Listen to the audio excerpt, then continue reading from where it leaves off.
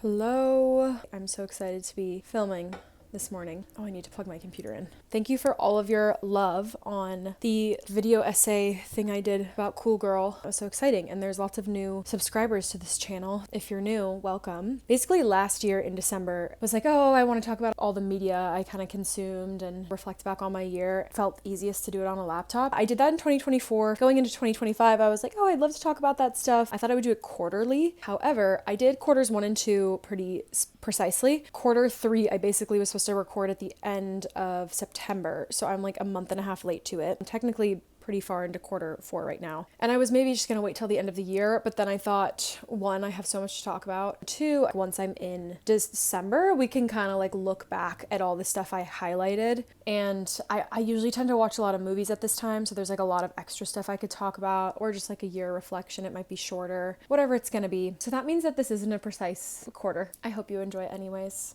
There's been so many good things. I was looking at my list that I watched and read and everything, so I'm very excited. But yeah, my posting schedule is a bit all over the place. I will post more video essays, but I do want to be clear if you're thinking that's all I'm going to post. Those videos I like to take my time with them, kind of not speak up until I feel like I have something to say. So this is more like a fun FaceTime journey through just talking about random stuff, less of a cohesive 3-part argument. Without further ado, let's set up. So I'll say Q3 plus Q4, and then maybe I'll just like add to this when I do the December one. If you're new here, this is quarter 1. I usually cover a bunch of things. So I'll do media, movies, TV shows, books, podcasts, theater, YouTube. Here's my big old media list. Movies, movies, movies. We are in prime time. Get yourself to the movie theater. There's so much good stuff to see right now. This will probably be a pretty long section. I usually pull out like 2 to 3 faves. Okay, so very easily off the top of my head, from everything I've seen so far this year, I was able to view Sentimental Value early at a film festival in October. The movie that moved me the most, that I feel the most connected to. 2025 comedy drama, Joachim Trier. A fractured relationship between an acclaimed director and his 2 estranged daughters, which becomes even more complicated when he decides to make a personal film about their family history. You know of or saw the film The Worst Person in the World. It also stars Renate Reinsve. Trier has been a filmmaker for a very long time, and this is his follow-up film, and I feel it's so much bigger in its themes than Worst Person in the World, while feeling almost more intimate. He has such a specific way of storytelling, and the chapters of his films, they're quite long and intricate. I was kind of in an emotional place when I saw it, but crying so much. My chest was damp, like my shirt was damp from it just falling off of my chin. It's such a beautiful story, and it also is not hopeless in any way. I find a lot of films have trouble touching me. They don't end in a dark way. This film, very different from like a Lady Bird, but kind of reminded me of Lady Bird in a way where the ending is sad but happy. I was also incredibly impressed by this actress, Inga Ibsdotter Lilius. She's absolutely stunning and delivers. Renate Reinsve is incredible in the film, so is Stellan Skarsgård, and Elle Fanning's perfectly casted, but she's kind of the breakout for me of it, and the relationship between her and Renate, they play the sisters, absolutely gorgeous. There's this scene of them in a bedroom talking about their upbringing, and you can have the same parents and it can impact you in different ways, and how some of us come out of things unscathed while others feel so damaged. Beautiful, beautiful. His films start very slowly, and there's a lot of dialogue scenes. They're very entertaining, but I do think that it's an easy thing to just go on a phone during, so I would very much encourage you to go to the theater for this film. The second one I'm going to have in here is Plague. This film I also saw at the same film festival. Its release is December 24th of this year, but I'm not 100% on how wide that release will be. It went to Cannes. Spooky, spooky. A socially anxious 12-year-old boy is pulled into a cruel tradition at an all-boys water polo camp. There are so many elements of this film that I was obsessed with. I think that it was a psychological thriller, also kind of like with some body horror elements. There's also, I haven't seen Griffin in Summer, that's another film, but the main actor is in Griffin in Summer as well. He's so talented. Really excited to see where he goes. Has such an interesting look. And then there's also that kid that like went viral, I think, on TikTok. He's in it. If you enjoyed adolescence and kind of that exploration of young male energy and how just dynamics, it really feels like Lord of the Flies. However, it's just so well done and feels so modern that it is so effective. There's a lot of beautiful underwater cinematography. The score is like so cool. It has all these operatic voices layered on top of one another. I had such a good time seeing this film. I don't want to ruin any of the plot. I think I'm going to stick with those two for now just to keep things simple, but I can talk pretty quickly about some other stuff I saw. Sorry Baby by Ava Victor that came out this year and made a splash. There are elements of this film that I really loved. It's about struggling to move on after a traumatic incident that happened when she was in school. It was a very heartfelt movie, very touching. There were some elements that didn't really work for me, and there were certain moments that were funny, but I think I needed a little bit more levity. But I did think it was a very impressive debut. I finally got around to watching Theater Camp on a plane, which was so fun. You need like a quick, fun watch. Fantastic, especially if you are a theater kid. Loved High School Catfish. I was blown away. I'm sure you're all getting wrecked to see one battle after another. I would say definitely go see it. Go have fun in the theater. It's awesome. I wasn't a huge fan of Licorice Pizza. Oh, I love Magnolia. But see, like, I've never seen Punch Drunk Love or Boogie Nights, which is bad on me.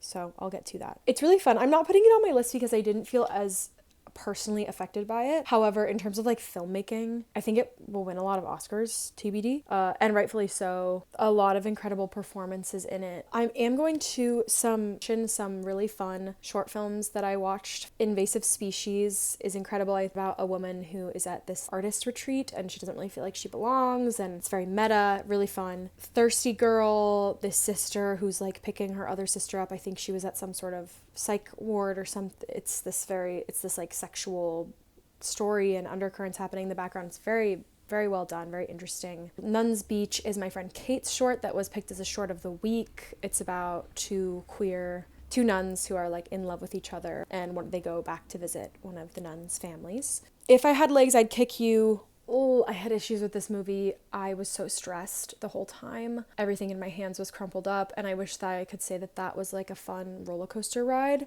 except that it wasn't. I would be curious how I'd feel about this movie on a second watch. It just is at such a high frequency and so much anxiety. Yeah, I think it's similar to Sorry Baby. Like, I have issues, but it's a strong debut.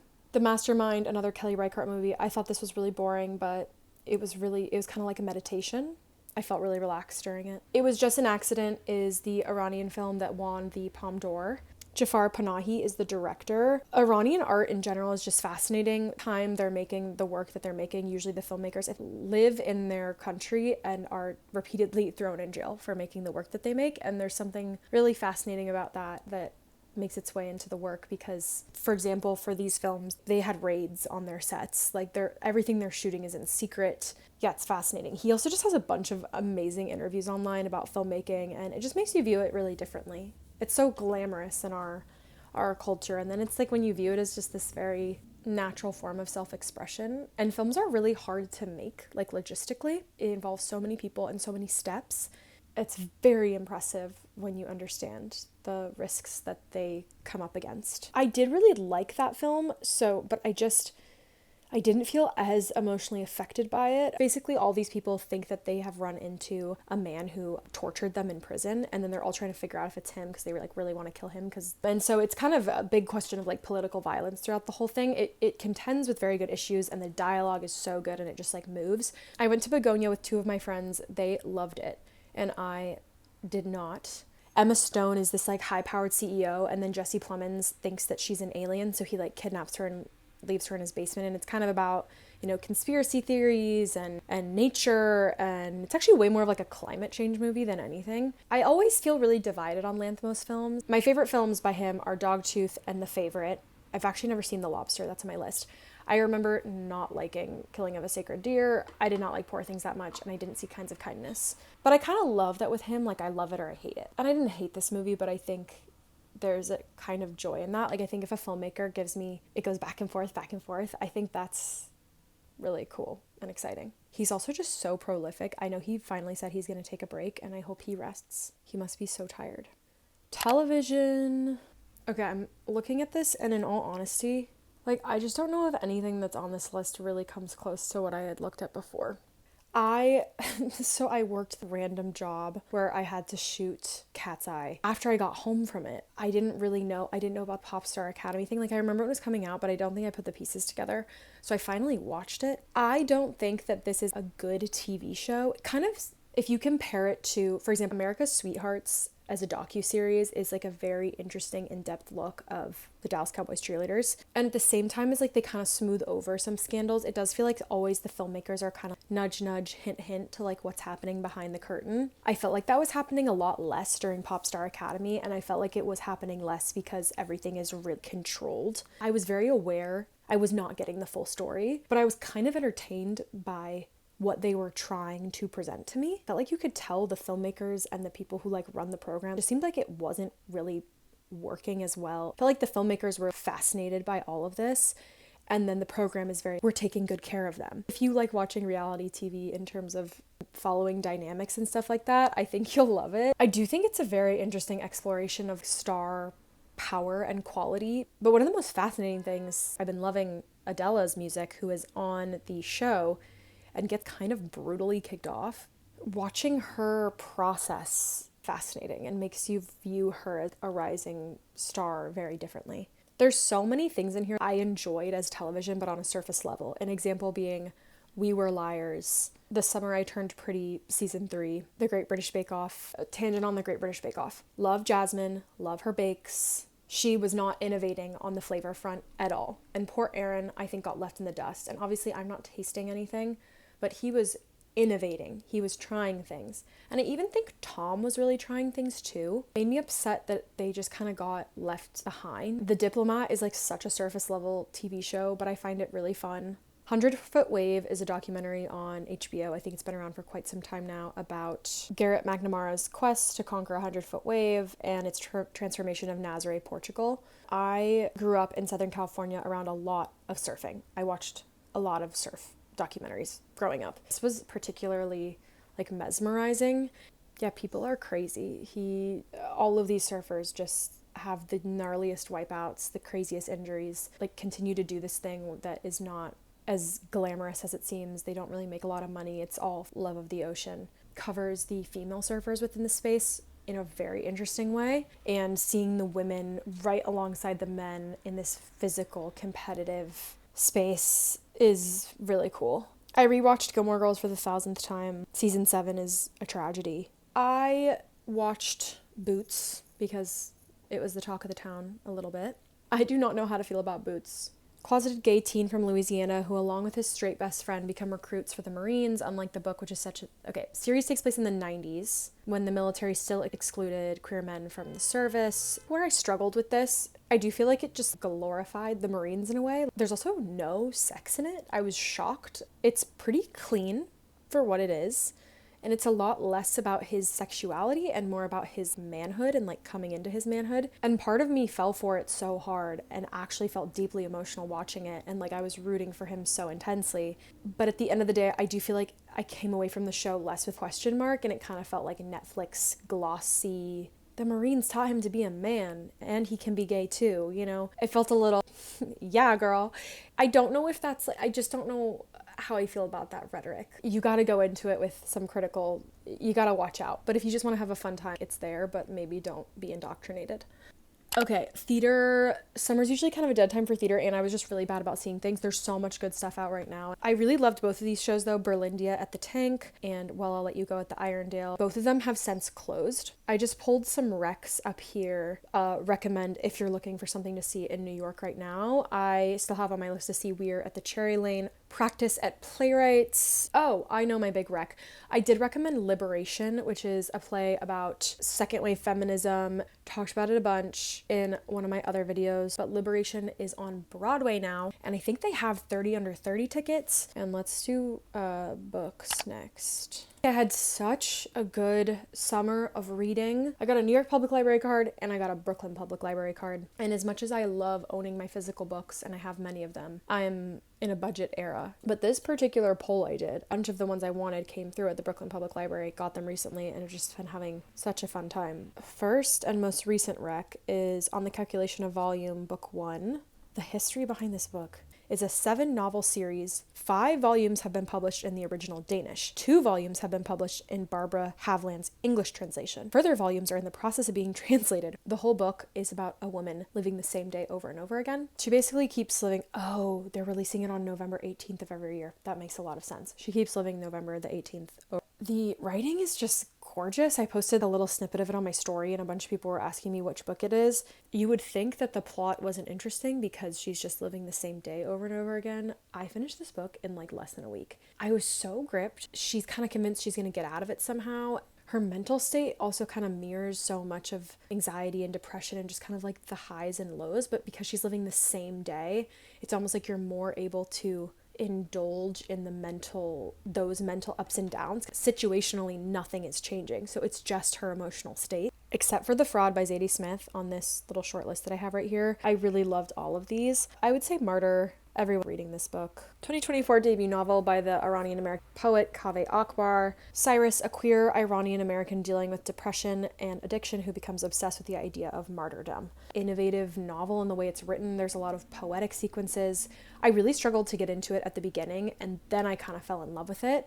But every single person I've talked to has had a very different opinion on this book. My Iranian friend was not that into it at all. But I do think that the concept of martyrdom within that culture is really fascinating. Yeah, I just had a really good time with this book. I feel like it pushed me as a reader, but I felt entertained enough by the plot to keep going. Land of Milk and Honey, Never Let Me Go, and Severance by Ling Ma, all three I read. They're all apocalyptic books that have sci-fi elements to them. Land of Milk and Honey is all the food in the world goes bad, so people just starve and start dying. Never Let Me Go is they end up raising people to harvest their organs, and Severance is some sort of virus infects the world. All three of them are really interesting books, and I'm kind of loving this genre, I guess. It feels like a new genre where it's apocalypse or sci-fi, but at the same time, there's not like this big element of fantasy or plot in either of these. They're actually just really, really personal stories. And I think Never Let Me Go actually kind of innovated in this space because it came out before. I don't have any new podcasts right now, so I'm not going to wreck anything there. YouTube, I actually have a bunch of friends who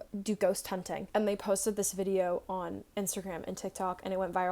They've been to a bunch of haunted houses. They go all the time. I love that they do this. They released their first video. Their group is called Seance Sisters. I know that they're going to be doing a lot more content, so I highly suggest subscribing to them. There is this profile. I've been really liking this I Heart Mess channel. I don't know what this woman's name is. She's really funny. I think she goes viral a lot on like TikTok and Instagram. She posts shorter forms of this, but she does really good like takedowns of celebrity red carpet outfits. She personally herself has crazy taste and loves insane stuff. I just find the videos really funny. They're not that long. Draws very interesting connections. It's very camp. It's a good time.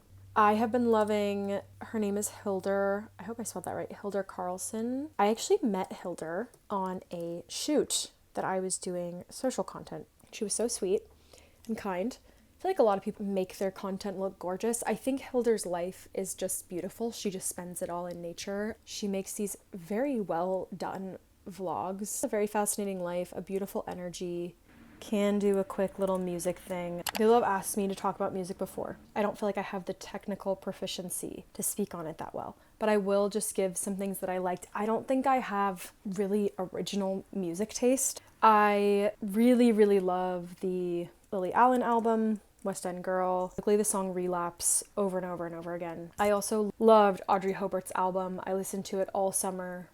So much. Yeah, some of my favorite songs, I love Shooting Star, I love Phoebe, but I love that whole album, except for the first song, But It's Grown on Me. She kind of filled the void in my brain that I needed Taylor Swift for previously. And sometimes she kind of sounds like her in a really spooky way, but almost in a way you can tell she grew up listening to her whole life. It's very endearing. I love that part of it.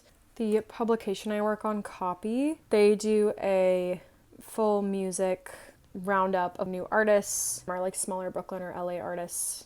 Friends of friends. It's a very symbiotic, sweet space. Playlist is on Spotify, or if you're like more analog, you can look at it on the site. Also, if you have music, totally submit, email Copy. Also, if you have things you want to write, it's a very open space. Most people were the first publication they're published on. Now into the other category. I talked about this already, but we're gonna say getting a library card. My Brooklyn Public Library card, when I got it, they asked me if I wanted the regular one or the one in the style of Where the Wild Things Are. It's little things like that that make life worth living. A lot of people have asked me, I have a pair of Mary Jane flats that I wear all the time. They're Vagabond Delias or Delias.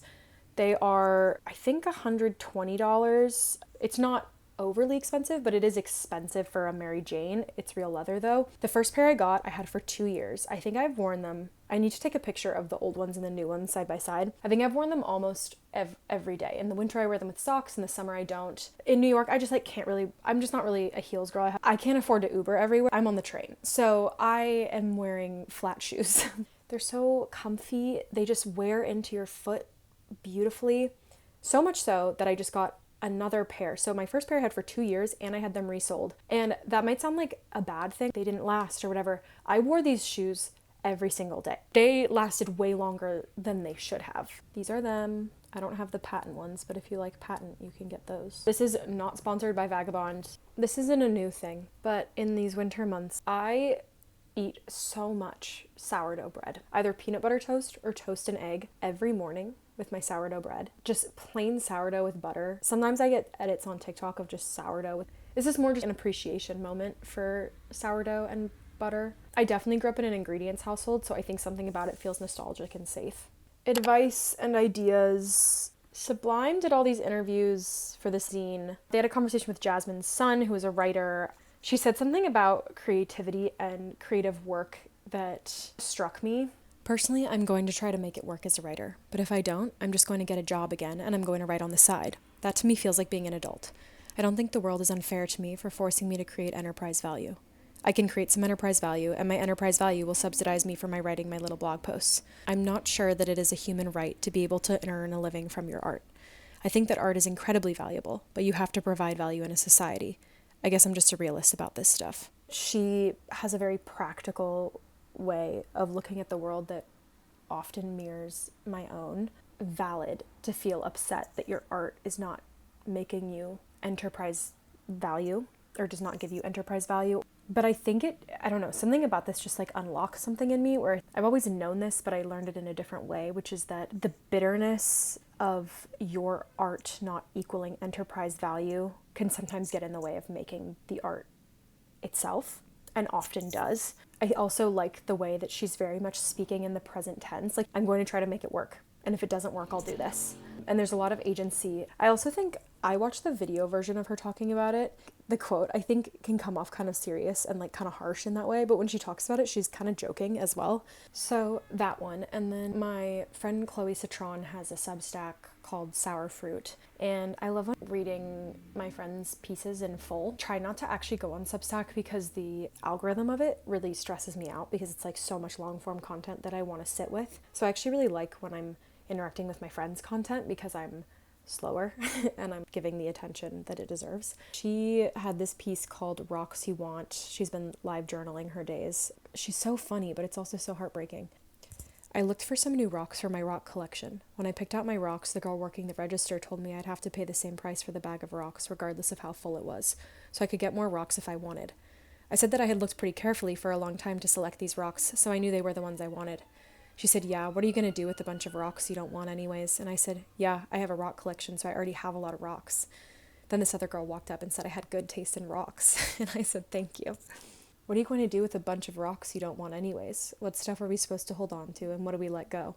I used to think of magic and adventure as a destination that I would reach when I was old enough. Now, of course, I look back and see that these things have been threaded throughout my life, instead of being a portal I got to step through. I just love that. I really liked this Rosalia interview video. I don't remember how he was called, but he was saying that there's just two different type of confidence. The one that it's based on the belief that you're gonna have success and be successful. Como kind of por mis cojones, we say, right? So you kind of pushing whatever you do, whatever you have to do, and with your energy you push as much as you need to in order to get that. Well, there's another confidence, which maybe is the lack of fear of failure. I was explaining my friend, I was saying, I think there's this surrender and incondicionalidad in this approach. I think it's the first time that I allowed myself to make an album from this place. Computer's really reflecting in my glasses because it's dark at 3 p.m. now. But yeah, there was something freeing about her talking about that, the freedom of failure being a form of confidence and less of this, I'm the best, I'm gonna do it. That is the end of quarter 3/4-ish. I'm so grateful for anybody new watching this, and thanks for thanks for sitting with me. I will see you all later, and hopefully I'll be better about posting, but I always say that and then I'm a little busy. Bye everybody.